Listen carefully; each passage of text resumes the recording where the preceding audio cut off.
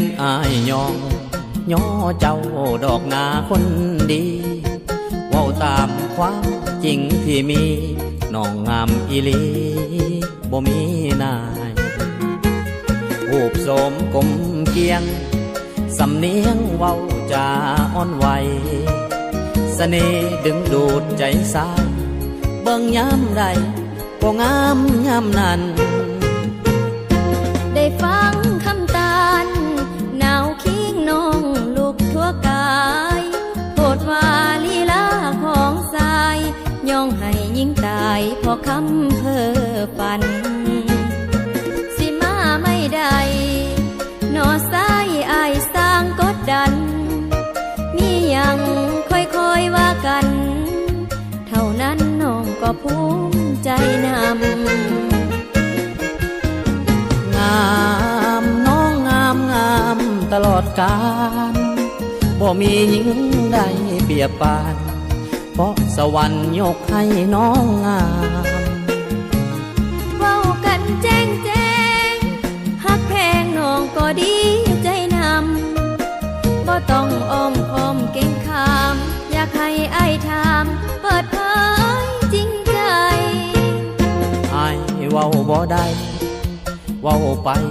น่าอายเจ้าของจึงได้เพียงแต่รักมองหลักแย่งเบิ่งน้องเอาไว้ใน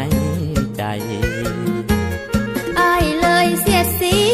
ย่องนั้นย่องนี้เสียดใส่บ่จำเป็นย่องก็ได้หากอ้ายพอใจน้องก็ยินดี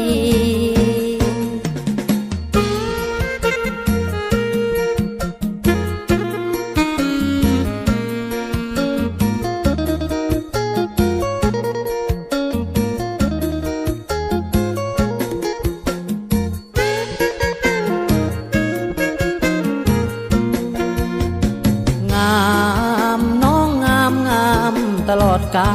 ลบ่มีหญิงใดเปรียบปานเพราะสวรรค์ยกให้น้องงามเว้ากันแจ้งฮักแพงน้องก็ดีใจนำบ่ต้องอ้อมค้อมเก่งคามอยากให้อ้ายถามเปิดเผยจริงใจอ้ายเว้าบ่ได้เว้าไปน่าอายเจ้าของจึงได้เพียงแต่รักมองหลับแย่งเบิ่งน้องเอาไว้ในใจอ้ายเลยเสียดสีย่องนั้นย่องนี้เสียดใส่บ่จำเป็นย่องก็ได้หากอ้ายพอใจน้องก็ยิน